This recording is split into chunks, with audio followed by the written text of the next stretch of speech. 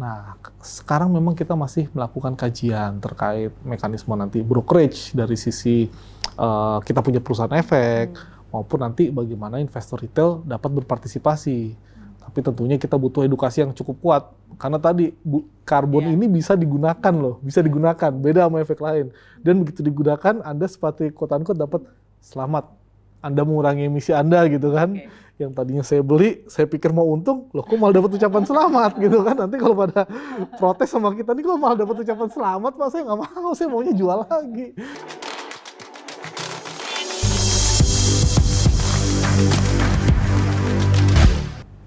Halo Smart Investor, selamat datang di Bareksa Insight bersama saya Hanum Kusuma Dewi. Dan kali ini saya ditemani oleh COO Bareksa, Ibu Niputu Kurniasari. Halo Mbak Putu. Halo. Oke, dan kali ini kita kedatangan tamu dari Bursa Efek Indonesia, yaitu Mas Ignatius Denny. Halo. Halo. Sehat-sehat ya nih, kita nih di tahun baru, semangat baru ya. Sehat, semangat baru. Ya, kita mau kenalin produk baru juga nih buat teman-teman. Siap. Oke, kita podcast kali ini kita mau bahas tentang bursa karbon. Oke, apa itu bursa karbon? Ya nanti kita akan bahas lebih lanjut. Oke, sebelumnya kami mau mengucapkan nih kepada Bursa Efek Indonesia karena berhasil meraih ranking 7 terbaik dunia dalam rating ESG global. Oke, Terima selamat. Terima kasih. Nih mungkin smart investor perlu tahu ya ini tentang bursa karbon ini apa gitu dan apa sih sebenarnya dengan bursa saham. Mungkin bisa dijelaskan dengan Mas Denny nih. Ya, makasih, Pak. Jadi kalau kita bicara bursa karbon, bursa saham, persamaannya itu adalah sama-sama bursa gitu. Sama-sama tempat buat jual dan beli. Tapi karakteristik antara saham dengan karbon ini jauh berbeda. Kalau saham biasanya sekarang kalau untuk investor khususnya ya, ini untuk instrumen tentunya investasi yang mewakili kepemilikan efek dari saham. Nah, kalau karbon, tujuan utamanya aja untuk dibangun bursa karbon itu sudah cukup berbeda.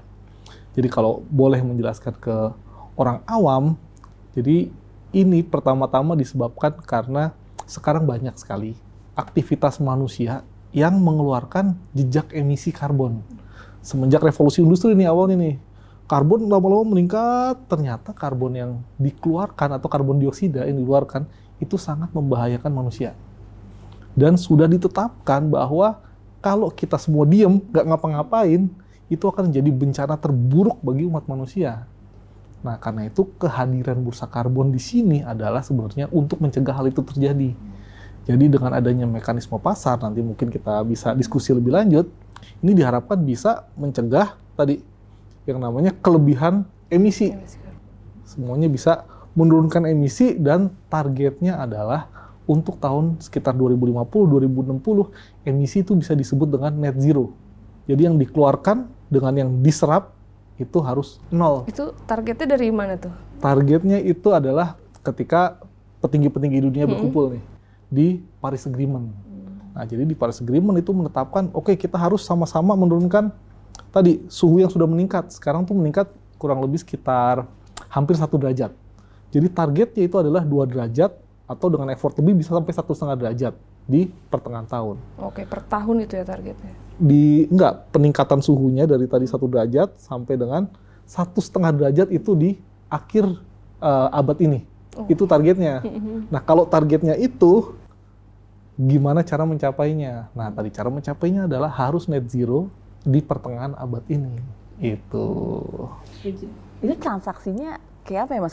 Kalau misalkan kita kan teman-teman Bareksa ini biasa transaksi saham, reksadana, kebayang gitu produknya tuh kayak apa. Kalau karbon tuh maksudnya gimana? Di bursa karbon tuh ada orang jualan emisi tuh gimana maksudnya itu? Itu pasti banyak yang bingung ya. Nah, jadi bursa karbon ini adalah turunan produk sebenarnya dari yang namanya kalau di Indonesia tuh nilai ekonomi karbon. Jadi karena tadi orang kok zaman dulu perusahaan ngebuang karbon kok enak banget. Dia mencemari alam gitu kan. Tapi nggak pernah kelihatan dari revenue sampai profit. Nggak ada tuh kelihatan. Jadi asik aja dia cemarin aja alam terus. Nah, keluar regulasi baru. Misalkan di Indonesia Perpres 98 yang mengatur namanya nilai ekonomi karbon. Yang artinya apa? Artinya karbon itu ada harganya. kalau mengeluarkan karbon sekian, harus bayar sekian, karena ada harganya gitu kan. Nah, sebaliknya, untuk industri-industri yang bisa menurunkan karbon, misalkan saya mau bangun pembangkit listriknya yang renewable, kan mahal kan, bisa menurunkan karbon kan. Nah, ini dihargai. Oh, selamat, kamu menurunkan 100.000 ton. Saya kasih sertifikat penurunan emisi 100.000 ton, bisa dijual di bursa karbon. Nah, dijual dengan harga berapa nanti melalui mekanisme pasar. Contohnya misalkan kemarin yang Pertamina pada saat perdagangan perdana. Mereka berhasil menurunkan emisi sekitar 900.000 ton. Dijual di bursa karbon dengan harga sekitar 60.000 per ton. Artinya, dengan upaya yang sudah dilakukan, mereka bisa mendapatkan pendapatan tambahan sebesar sekitar 54 miliar rupiah. Nah, hal-hal seperti ini yang bisa mendorong tadi, yang tadinya non-renewable itu murah banget dan revenue-nya gede, sekarang yang renewable juga ternyata dapat revenue tambahan dari penjualan di bursa karbon. Sedangkan yang non-renewable kena bayar macam-macam nanti ya, bisa ada pajak karbon atau nilai ekonomi karbon yang lainnya, sehingga market share-nya lebih turun. Nah, emang semua perusahaan itu emang apakah dia pasti mengeluarkan karbon? Misalnya nih kayak saya kan tidak di industri batu bara, saya kan tidak di industri pembangkit listrik, saya tidak di industri ini. Kan mungkin banyak ya pasti yang perusahaan yang merasa seperti itu. Jadi sebenarnya apakah memang semua perusahaan itu sebetulnya mengeluarkan karbon, Mas? Iya, termasuk Bareksa nih, cuman mobile apps iya, gitu kan. Kita kan cuman fintech. Iya, Fintech kan nggak ada ininya sama ini. Sayangnya sekarang kita pakai HP ini aja mengeluarkan karbon gitu kan. Apa listrik misalkan lampu itu juga mengeluarkan karbon, selama tadi yang mengenerate powernya itu masih tadi ada pengotornya. Jadi kalau kita bicara karbon, misalkan perusahaan apakah saya mengeluarkan karbon apa enggak, memang biasanya ada yang kita sebut pengukurannya itu tiga scope gitu ya. Ada yang disebut scope 1. Ini adalah direct emission. Seberapa sih saya perusahaan secara langsung mengeluarkan emisi. Kalau perusahaan misalkan financial institution, biasanya sih sesimpel bensin dari kendaraan operasional perusahaan tuh berapa sih, gitu kan? Cara ngilanginnya gimana? Ganti aja dengan EV semua. EV nggak ngeluarin emisi gitu kan? Ya. Nah itu scope 1 biasanya bisa diukur. Scope 2 adalah berapa sih listrik yang dipakai perusahaan tersebut. Per 1 kWh itu ada berapa emisinya. Karena sekarang pembangkit listrik kita mungkin dari PLN itu belum 100% green, belum 100% renewable, maka ada emisi yang kita lakukan. Nah, itu adalah scope 2. Scope 3, ini lebih luas lagi, ini adalah supply chain. Supply chain, misalkan komuter karyawan kita ke kantor pakai apa, gitu kan. Kayak di bursa kita udah ngukur nih, karyawan ke kantor pada pakai apa, yang pakai mobil pribadi pakai apa, Pertamax atau Pertalite atau apa. Nah, itu semua bisa menghasilkan karbon, termasuk supply chain. Oh, berarti nggak hanya core bisnis dari perusahaan itu saja, tapi semua hal yang berhubungan dengan perusahaan itu ya? Makanya dipecah, scope 1, 2, 3 gitu biasanya. Berarti artinya di bursa karbon, jika perusahaan-perusahaan itu kan berarti kan artinya dia defisit emisi ya? Karena kan dia akan mengeluarkan emisi, kebalik nggak? Atau saya kebalik? Nah, kalau di bursa karbon sendiri memang secara ketetapan pemerintah ada 2 pasar nih, Mbak. Yang pertama adalah pasar karbon wajib. Ini kita sebut biasanya cap and trade. Kalau di Indonesia nih baru diberlakukan untuk pembangkit listrik tenaga batu bara di atas 100 megawatt. Jadi hanya sekitar 90 pembangkit yang terdampak. Nah, kalau itu ditetapkan pemerintah. Berarti dia harus beli. Dia harus membatasi. Jadi misalkan si A, saya ditetapkan sebesar 1 juta ton. Iya. Jangan sampai dalam periode 1 tahun ini kamu melewati 1 juta ton. Nah, kalau lewat gimana tuh? Berarti dia harus beli ini buat mengurangi itu. Iya, either dia beli dari temennya yang bisa mengurangi, atau dia nanti bayar pajak, atau nanti dia bisa beli dari yang pasar yang lain nih. Ada nanti setelah ini pasar yang kedua. Nah, tadi kan pasar yang pertama yang wajib kan? Iya. Itu yang baru 90 dan sekarang ini masih belum ada pajaknya. Iya. Jadi masih walaupun in compliance masih belum dikenakan pajak. Nah, kalau pasar yang kedua ini mungkin yang lebih luas. Yang sekarang transaksi dilakukan semua pasar yang kedua. Pasar yang kedua adalah seluruh perusahaan bisa ikut serta. Yang kalau sebagai penjual, dia mesti membuktikan bahwa dia sudah menurunkan emisi melalui kegiatan-kegiatan yang memang sudah ada listnya. Misalkan membangun PLTS dan lain-lain gitu ya. Nah, pembelinya biasanya adalah perusahaan. Dan kalau kita berkaca di tahun 2023, buyer terbesar kita itu 88% adalah perusahaan tercatat dan anak perusahaan. Karena mereka membeli secara voluntary. Jadi secara tidak disuruh siapa-siapa, saya mau bertanggung jawab terhadap lingkungan, saya membeli karbon untuk mengenolkan emisi saya tadi nih, yang skop 1, skop 2, skop 3 itu saya nolkan. Nah, itu adalah kebanyakan buyernya saat ini di bursa karbon. Nah, berarti artinya bursa karbon saat ini menjembatani bagi orang-orang yang memang dia harus karena mungkin emisinya terlalu besar untuk menurunkan, jadi dia akan cari di bursa, atau perusahaan yang energi terbarukan lah, dia bisa, bisa jual itu ke di situ juga ya. Berarti itu fungsinya bursa karbon supaya mendapat pricing yang lebih baik dan jual beli dengan mudah, itulah. Oke. Terus berkaitan sama transaksi nih, kita kan kalau lihat kalau transaksi saham gitu ya, itu udah 10 triliun rata-rata harian gitu. Kalau di bursa karbon ini terakhir katanya di September tuh 29 miliar gitu. Nah, itu sekarang nih sudah sampai mana progresnya dan ada targetnya nggak sih? Nah, kalau transaksi memang yang pertama jangan dibandingkan juga si saham ini dengan karbon gitu ya. Jadi kalau saham memang tadi kan transaksi beli, pengen untung dijual. Kan kita pengen mendapatkan keuntungan kan biasanya. Nah, kalau karbon tadi saya ingin bertanggung jawab terhadap lingkungan. Biasanya dorongan di pasar modal itu sekarang banyak investor yang saya cuma mau beli saham kalau perusahaan ini bertanggung jawab terhadap lingkungan, kalau perusahaan net zero gitu kan. Nah, yang dilakukan oleh perusahaan ini hanya pertama mengukur dulu karbonnya, yang kedua berusaha menurunkan karbonnya, yang ketiga baru membeli karbon untuk mengoffset atau mengurangi karbon yang sudah dikeluarkan. Karena itu biasanya belinya setahun paling 1 kali. Setahun 1 kali, dan tidak ada satupun yang menjual kembali. Itu mereka gunakan semua. Jadi ada unit karbon ini bisa digunakan, namanya di retire. Saya gunakan unit karbon ini, saya pajang di sustainability report nih, saya sudah bertanggung jawab terhadap lingkungan.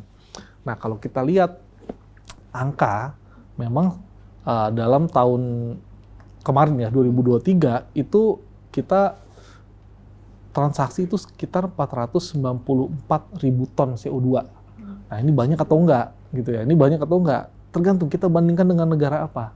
Kalau kita bandingkan dengan negara yang pajak karbonnya udah kuat, kayak misalkan EU, gitu kan. Yang kedua itu yang pertama tertinggi EU. Yang kedua itu South Korea. Ya ini nggak ada apa-apanya, gitu kan. Karena mereka pajak karbonnya udah kuat nih. Tapi kalau kita bandingkan dengan negara-negara tetangga yang pajak karbonnya belum kuat, yang masih pasarnya mungkin voluntary tadi, emiten-emiten yang secara volunteer saya mau menurunkan. Contohnya bursa Malaysia atau bursa Jepang, yang kita sama-sama baru memulai journey bursa karbon di tahun 2023. Bursa Efek Indonesia di bulan Oktober, bursa Malaysia di bulan Maret awalnya, bursa Jepang itu di bulan, bursa Indonesia di September, Jepang yang di Oktober. Nah, itu kalau kita lihat, kita kan 494 ribu ton. Malaysia itu sekitar 160 ribu ton di tahun 2023 dari bulan Maret. Kita barengan waktu kita tahun lalu September, bulan ya. September, itu negara-negara lain juga ada beberapa negara yang baru mengeluarkan bursa karbonnya juga. Jepang, Malaysia, sama Indonesia kita bertiga ya. Nah, tadi kita 494 ribu ton di tahun 2023. Malaysia tuh sekitar 167 ribu ton. Jepang itu 90 ribu ton. Nah, jadi kalau dikatakan kita lebih baik apa enggak? Iya, lebih baik. Dari Malaysia paling kita 3 kali, dari Jepang mungkin sekitar 5 kali lipat. Nah, tapi memang kalau kita lihat fundamentalnya ini kan berkaitan dengan pajak ya. Bukan pajak dan siapa yang diwajibkan. Nah, nanti tentunya seiring dengan berjalannya nilai ekonomi karbon ini semakin ambisi Indonesia. Karena Indonesia sudah menargetkan net zero di tahun 2060. Atau lebih cepat. Dan menurunkan emisi di tahun 2030 itu sebesar 34% sampai dengan 42% atau 38%, saya lupa di NDC-nya. Nah, itu nanti semakin mendekati ke arah situ tentu akan semakin ambisinya semakin tinggi, pajak juga akan ditetapkan. Nah itu baru kita bisa melihat transaksi mungkin yang akan lebih tinggi lagi gitu nantinya. Mas, kalau transaksi yang dimaksud ini, jadi sebenarnya pangsanya bursa karbon itu apakah B2B, perusahaan dengan perusahaan, atau sebetulnya investor retail juga bisa berkesempatan juga tuh ikut transaksi di bursa karbon? Ya, untuk penetapan pertama, memang ini masih pertama banget, kita masih ke corporate. Jadi sekarang corporate bisa secara langsung meregister ke bursa karbon, nanti bisa buka di adexcarbon.co.id untuk tata caranya, jadi mereka berdagang secara langsung. Nah, sekarang memang kita masih melakukan kajian terkait mekanisme nanti brokerage dari sisi kita punya perusahaan efek, maupun nanti bagaimana investor retail dapat berpartisipasi. Tapi tentunya kita butuh edukasi yang cukup kuat, karena tadi karbon ini bisa digunakan loh, bisa digunakan, beda sama efek lain. Dan begitu digunakan, Anda seperti quote-unquote dapat selamat. Anda mengurangi emisi Anda gitu kan, yang tadinya saya beli, saya pikir mau untung, loh kok malah dapat ucapan selamat gitu kan, nanti kalau pada protes sama kita nih kalau malah dapat ucapan selamat, malah saya nggak mau, saya maunya jual lagi. Nah ini kita butuh edukasi sama strategi lah. Memang, misalnya saya punya unit karbon ya, saya juga punya unit karbon. Misalnya yang menggunakan dan Mas Dedi, saya nggak menggunakan, itu nilai yang saya juga termasuk berkurang juga. Tergantung, maksudnya saya tadi kan diucapkan selamat kan karena menggunakan tuh karena menggunakan. Oh ya enggak, yang menggunakan aja, yang menggunakan yang berkurang. Tapi kan takutnya salah pencetnya apa sih? Retire, bahasa ilmiahnya kan retire kan? Retire apa? Tiba-tiba jadi sertifikat, tiba-tiba inventory-nya 0. Tapi ini kita lagi evaluasi sih ya, karena kalau di tempat lain memang sudah lazim dipakai, walaupun di tempat lain biasanya nggak disimpan juga, bener-bener buat kayak misalkan saya habis naik pesawat terbang dari sini ke sini nih, saya pengen mengenalkan jejak karbon saya, ya beli. Kayak kita platform-platform online banyak lah sekarang yang tanam pohon, yang kayak gitu-gitu. Tapi untuk mengoffset emisi, bukan untuk spekulasi gitu ya. Nah kalau tadi perusahaan, berarti targetnya sekarang yang jadi target utamanya untuk fase 1 ini siapa nih Mas, kalau dari bursa sendiri? Kalau dari kami targetnya memang kan, tadi ada 2 jenis ya, yang satu yang diwajibkan pemerintah, yang kedua adalah yang secara voluntary. Nah, kalau yang diwajibkan pemerintah tentunya targetnya adalah seluruh tadi perusahaan yang memang sudah diwajibkan pemerintah, pembangkit listrik, tenaga, batu bara sekarang diwajibkan. Tapi kalau pasar voluntary-nya, kita melihat sekarang dorongan tertinggi itu baru dari sisi perusahaan tercatat. Itu dorongannya dari investor yang tadi bertanggung jawab, ESG investor nih, bertanggung jawab nih. Kalau di luar mungkin emiten-emiten luar tuh hampir semua udah komit net zero kan. Nah kalau di kita memang sedang dalam proses. Nah ini target utama kita. Target kedua kalau kita lihat yang sudah ada tracknya juga, itu adalah BUMN.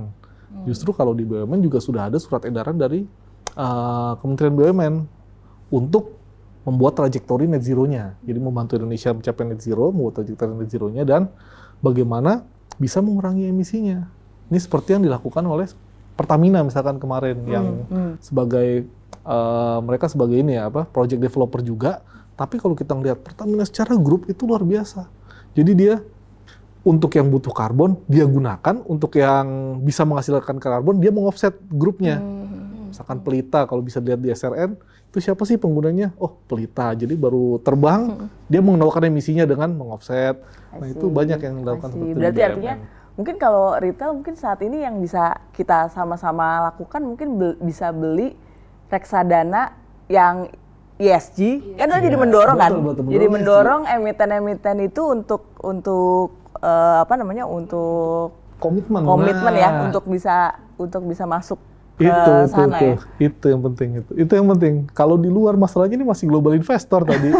Misalkan banyak investor di luar yang aliansi net zero, tapi investor di Indonesia ini masih minim nih. Kan sebenarnya semakin banyaknya dorongan dari investor, semakin mau emiten mengubah kebiasaannya gitu berarti kan. Sebenarnya kalau misalnya memang dari luar pun berarti sebenarnya cukup positif juga buat bursa saham kita ya. Karena kan artinya dia kan akan mencari perusahaan-perusahaan mana yang memang dia hanya mau invest sekarang. Mungkin dulu investnya carinya hanya yang perusahaan-perusahaan Indonesia yang profitable. Berarti sekarang ada tambahan layer berikutnya. Tidak hanya profitable, tapi juga dia harus ramah lingkungan juga. Betul. Nah berarti kan itu juga bisa mendorong inflow masuk juga ke pasar saham kan ya?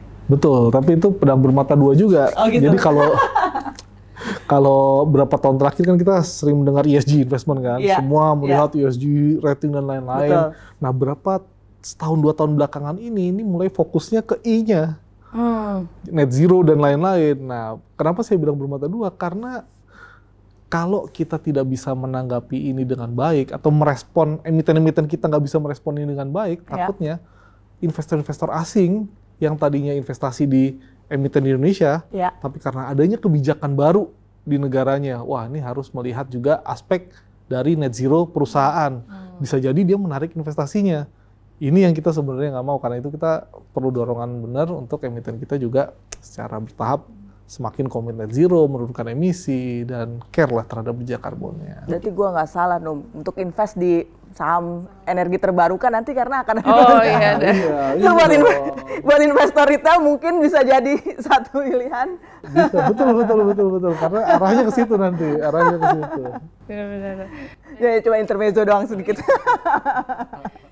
Tapi kalau misalnya ini kan unit karbon yang diperdagangkan di Indonesia gitu ya. Kalau investor asing beli di sini bisa nggak sih? Nah, ini memang masih dalam diskusi, Mbak. Sekarang ini masih belum. Nah, ini masih diskusi dengan kementerian terkait, khususnya KLHK dan juga Kemenko Marves, bagaimana bisa memfasilitasi tadi investor luar negeri yang mau meng-offset ke Indonesia. Karena kalau kita lihat sejarahnya nih, sejarah historical, Indonesia itu dibilang negara penghasil, tadi namanya carbon credit. Carbon credit terbaik di dunia. Jadi sebelum ditetapkannya permen mengenai nilai ekonomi karbon di Indonesia, ini pasar karbon ini lebih unregulated. Jadi banyak memang unit karbon yang sudah langsung dijual keluar, gitu. Nah itu terkenal sekali unit karbon Indonesia. Nah sekarang diregulasi oleh pemerintah Indonesia, harapannya ya jangan langsung keluar, lebih banyak masyarakat Indonesia yang menikmati benefitnya. Jadi regulate untuk diperdagangkan di bursa karbon. Sementara masih menunggu peraturan lagi lebih lanjut untuk bisa investor luar ikut serta di. Itu bisa ya, jadi dari itu dia punya unit karbon jual langsung keluar gitu, nggak lewat bursa gitu bisa? Jadi kalau kita bicara perdagangan karbon itu ada dua sisi. Kalau perdagangan karbon, yang pertama ada registrinya, ini semacam KSEI-nya. Kalau di pasar modal ini KSEI-nya, ada bursa karbonnya. Nah ini kalau di pasar modal sama bursanya gitu, kita kan bursanya kan, sementara KSEI-nya ini beda. Atau kita sebut adalah registrinya. Sebenarnya yang diatur pemerintah adalah unit karbon dari Indonesia harus dicatatkan di registri Indonesia, gitu kan? Nah, registri Indonesia bisa diperdagangkan di bursa yang terdaftar di OJK. Nah, sementara dulu belum ada peraturan itu, banyak yang punya unit karbon langsung dicatatkan di registri luar negeri dan langsung diperdagangkan ke luar negeri, entah melalui bursa karbon luar negeri, entah itu perdagangan langsung, tapi dicatatkan di registrinya langsung luar negeri. Ini yang sedang ditarik ke Indonesia. Oh gitu, sayang banget ya itu potensinya. Kemarin Pak Jokowi kan bilang potensi sampai 3.000 triliun gitu ya. Nah itu benar nggak sih, dan itu bisa, maksudnya perlu upaya apa sih sebenarnya bisa sampai segitu gitu? Kalau karena itu statement Pak Presiden, saya nggak berani membantah. Benar atau enggak, saya nggak berani membantah. Tapi kita tentu harapkan seperti itu. Tadi kan kita terbaik, tapi dari sisi terbanyak kita hampir juga yang terbanyak. Kalau sering dengar statement Indonesia tuh paru-paru dunia, gitu kan? Sering dengar kan Indonesia paru-paru dunia, which is benar juga karena kita salah satu negara potensi penghasil yang kita sebut nature base. Jadi yang proyek-proyek kehutanan potensi terbesar, kalau nggak salah kedua atau ketiga di dunia. Jadi kita termasuk salah satu yang berpotensi menghasilkan itu dan bisa saving the world, menyelamatkan dunia dari tadi kan efek gas rumah kaca yang mengkhawatirkan itu, kita bisa menyelamatkan dunia. Mas sorry, aku tuh agak awam banget. Unit karbon tuh gimana sih? Satuannya tuh gimana? Cara ngitungnya gimana gitu? Cara ngitungnya ada macam-macam, tapi satuannya yang kita dagangkan sekarang di bursa itu adalah per 1 ton. 1 ton CO2 ekuivalen. Jadi sebenarnya yang namanya efek gas rumah kaca, ini kan semua efek gas rumah kaca yang bisa menahan pantulan sinar matahari sehingga alih-alih keluar dia balik lagi ke dalam sehingga jadi kepanasan kita.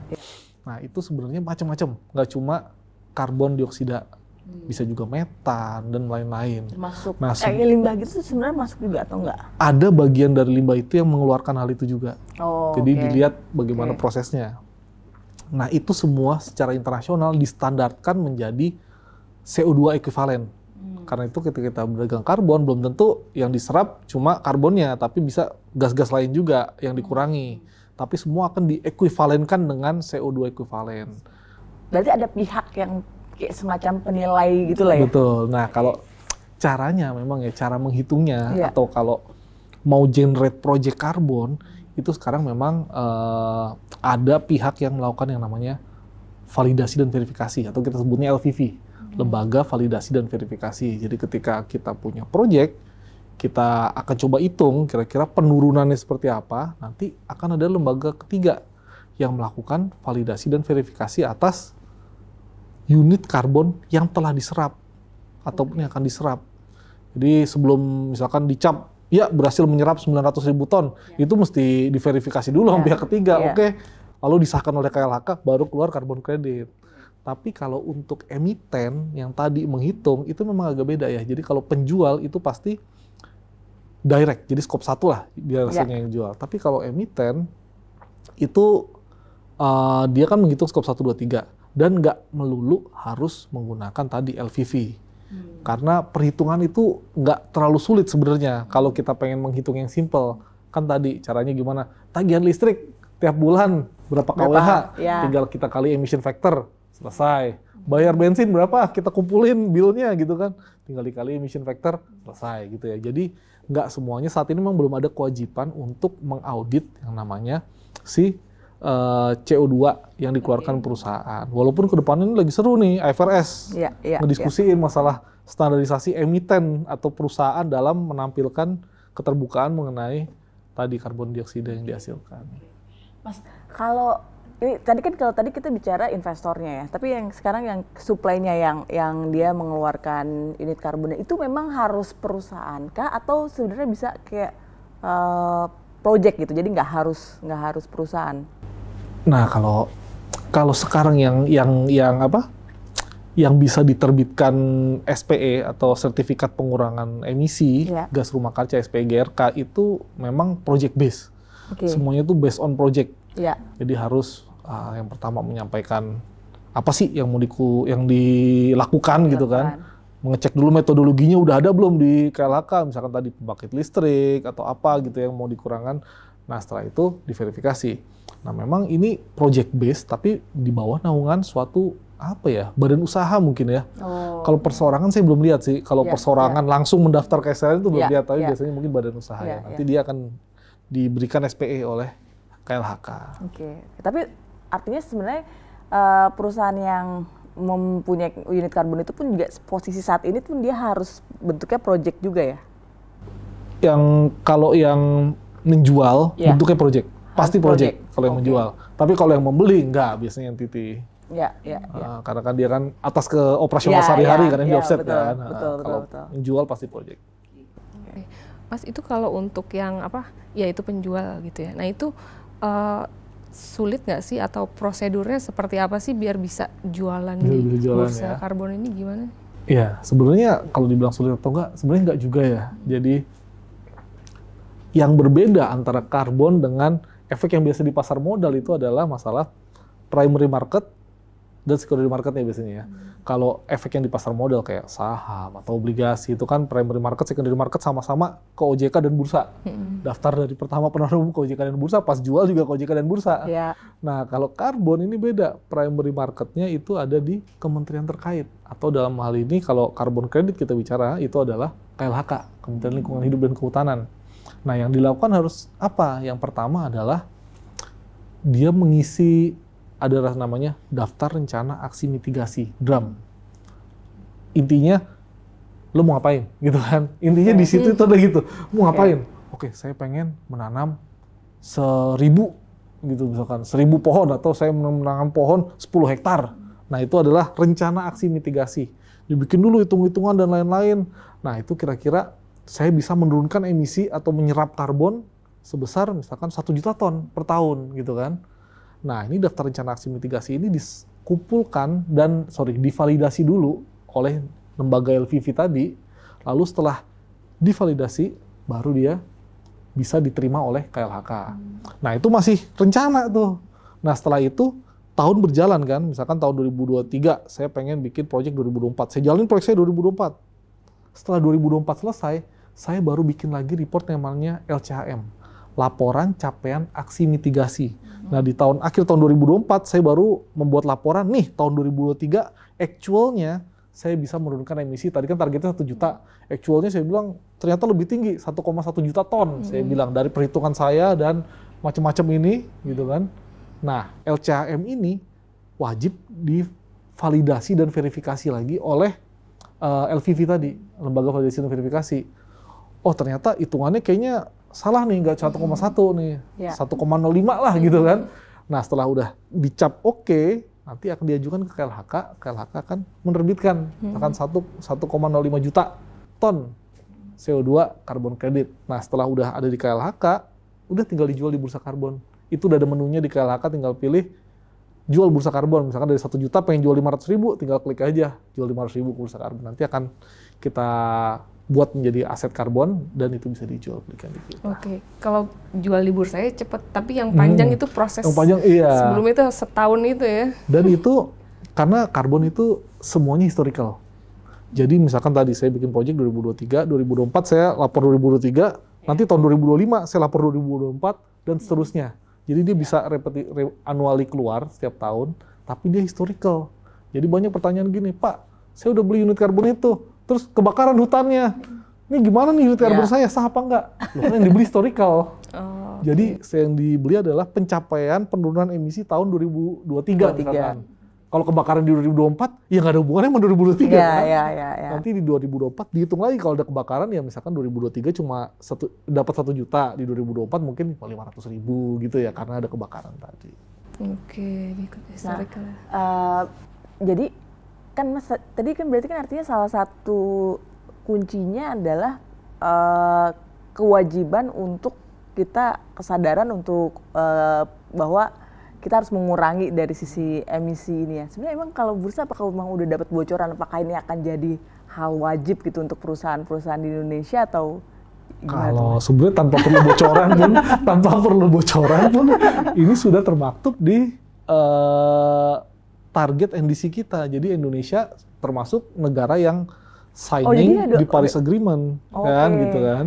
Jadi kita sudah signing dan sudah komit untuk menurunkan emisi tadi 38, berapa persen sampai 42% tadi untuk tahun 2030 yang akan diturunkan ke 5 sektor.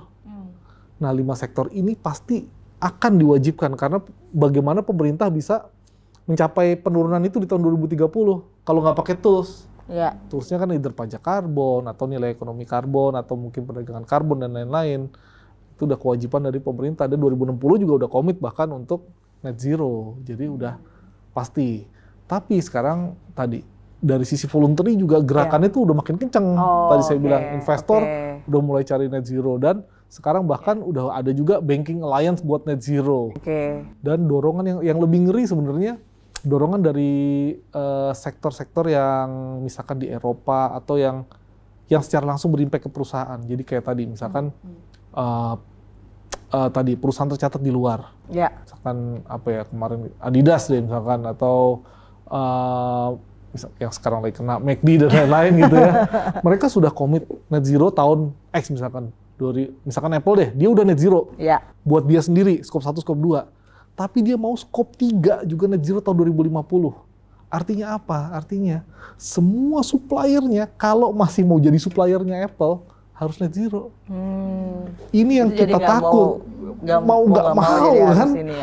Walaupun nggak diwajibin pemerintah. Apalagi yang ngeri sekarang yang kayak kalau pernah dengar CBAM dari Eropa, Carbon Border Adjustment Mechanism. Kan Eropa nih udah duluan nih nerapin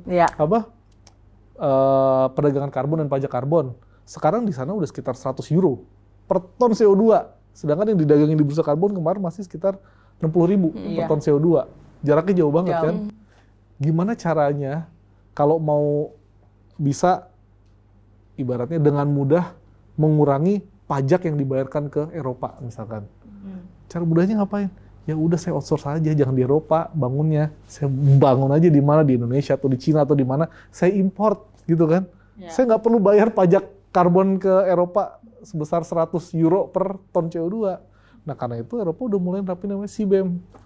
Nanti kalau mau masuk ke Eropa, mesti dicek dulu nih, barang ini nih, udah bebas karbon atau belum, dan harus membayar sejumlah dengan pajak yang seperti halnya kalau dia bikin di dalam negeri. Karena jadi industri di Eropa jadi unfavorable. Saya nggak mau usaha di sini, kena 100 euro, mendingan saya di luar aja, yang masih nol gitu kan. Nah kayak gini-gini udah mulai ada lagi policy untuk membatasi, jadi nggak bisa masuk sembarangan. Ada pajak karbonnya, oh ini berapa nih, oh ini bayar 100.000 deh buat pajak karbonnya gitu kan. Kalau mau diimport ada tempelan ke sini. Berarti yang kayak perusahaan-perusahaan yang ekspor itu bakalan udah dengan sendirinya dia udah mulai banyak yang diskusi. BUMN juga udah pasti akan ada dorongan dari pemerintah untuk itu ya. Banyak yang mulai ketar-ketir juga. Dan kalau kemarin diskusi sama Kak Adin juga sempat dari sisi ada yang market share-nya tuh turun sampai habis-habisan, bisa hilang 80%, bahkan tinggal sisa 20% karena marketnya semua Eropa udah kena semua di situ banyak.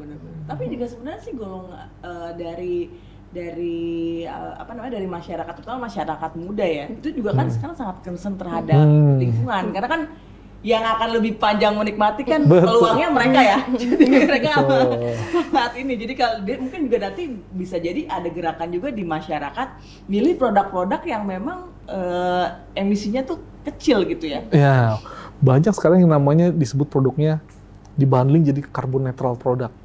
Nah, biasanya itu carbon neutral product, misalkan Apple. Semua jam Apple tuh carbon neutral gitu kan. Dia udah klaim karena nggak ada karbon apapun. Google misalkan. Google kalau kita browsing di Google, dia itu udah karbon netral. Jadi nggak ada emisi yang kita keluarkan, kata Google. Gitu ya. Jadi itu akan banyak ke depan. Sama terkait infrastruktur hijau nih ya, kan biasa memang mahal gitu ya. Nah ini bisa nggak sih istilahnya di offset lah dari perusahaan-perusahaan yang memang banyak mengeluarkan karbon gitu? Iya, tentunya Mbak, tujuan utama dari nilai ekonomi karbon adalah ini kan polluters pay principle disebutnya kan, memberikan insentif kepada industri hijau, disinsentif kepada industri yang tadi yang masih red lah ibaratnya ya. Nah itu memang tujuannya buat itu, kayak tadi kan, yang ngeluarin karbon besar bayar pajak, yang bisa menurunkan dapat tambahan unit karbon buat dijual lagi, jadi NPV-nya lebih positif. Ya emang tujuannya buat itu. Jadi pajak karbon dan unit karbon itu sebenarnya berbeda ya hitungan itu. Mekanismenya sebenarnya nilai ekonomi karbon itu bisa dicapai dengan banyak cara. Nah kalau salah duanya mungkin ya, perdagangan karbon dan juga pajak karbon. Bedanya apa? Kalau pajak karbon itu cuma satu arah, saya memberikan disinsentif semua ke perusahaan. Kalau nilai ekonomi karbon, dia bisa juga memberikan insentif. Karena kan tadi, saya tinggal ngasih, ya udah saya kasih kamu 500.000 ton. Yang beli siapa? Ya nanti dari private sector aja yang beli gitu kan. Membeli, dia dapat uang tambahan. Nggak mesti dari pemerintah yang ngasih uang. Nih saya kasih. Enggak kan. Jadi dua-dua itu bisa saling melengkapi lah. Harus saling melengkapi. Biasanya di mana-mana saling melengkapi. Nah kalau misalkan tadi Mas bilang kalau dari emiten juga, bursa tuh juga sudah mulai mendorong juga ya untuk itu ya, untuk dia di luar GCG tapi juga ESG-nya juga akan ada benefit jika untuk emiten-emiten yang ESG-nya bagus gitu. Iya betul. Karena sekarang kita udah concern banget ya sama ESG ini. Jadi kalau dari sisi POJK kan juga udah menerbitkan POJK 51 tahun 2017 mengenai laporan berkelanjutan dan lain-lain. Yang pertama, kita mendorong ekosistem ESG sebenarnya. Emiten wajib melaporkan gitu kan, wajib melaporkan activity-nya, ESG related activity-nya. Nanti investor bisa melihat untuk menentukan keputusan investasinya. Nah, memang yang terus kita dorong ini sekarang lebih masalah karbon juga. Karena tadi kita lihat kita masih cukup rendah dari sisi komitmen emiten yang mau untuk net zero. Nah, ini kita lagi coba dorong. Nah, contoh lain yang gerakan lain misalkan insentif-disinsentif yang sudah kita lakukan, misalkan kita juga menggandeng ESG rating misalkan ya. Sekarang emiten-emiten ADX 80 yang 80 emiten terbesar itu udah dilakukan ESG rating. Dan dari ESG rating ada nilainya juga. Kita publish di website kita. Kalau misalkan investor mau lihat si A ini ESG-nya berapa sih nilainya, itu bisa dilihat. Nah setelah itu kita buatkan juga indeksnya, indeks ESG, misalkan indeks ESG Leaders, dan yang terbaru juga kita mengeluarkan indeks karbon, IDX LQ45 Low Carbon Leaders. Nah ini kan untuk memberikan insentif terhadap yang mengeluarkan karbon kan. Dan kedepannya kita harapkan semakin baik lah emiten-emiten kita dengan upaya-upaya kita.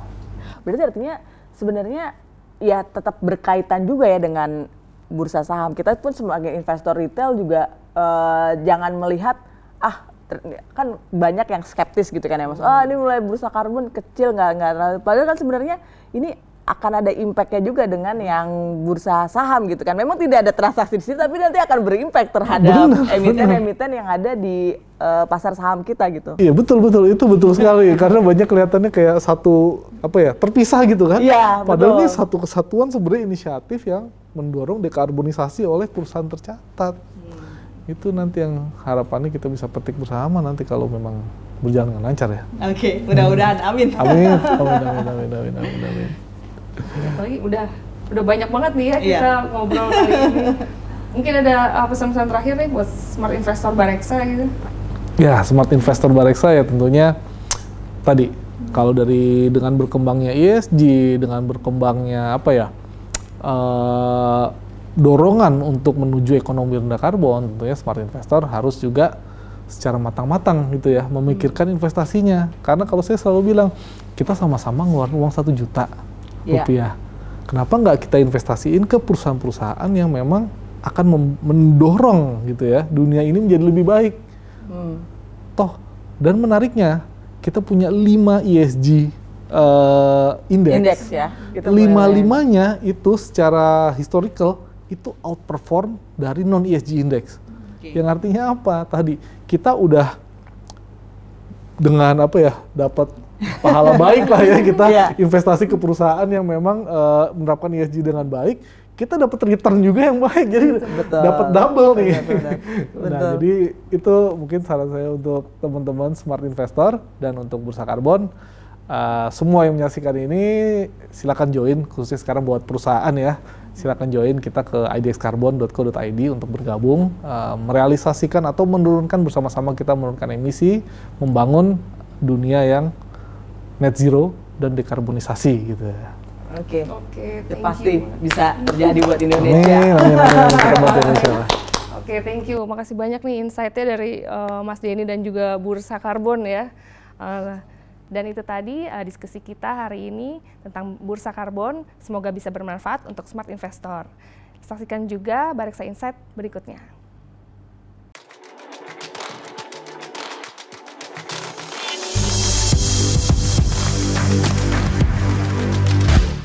Bareksa Insight.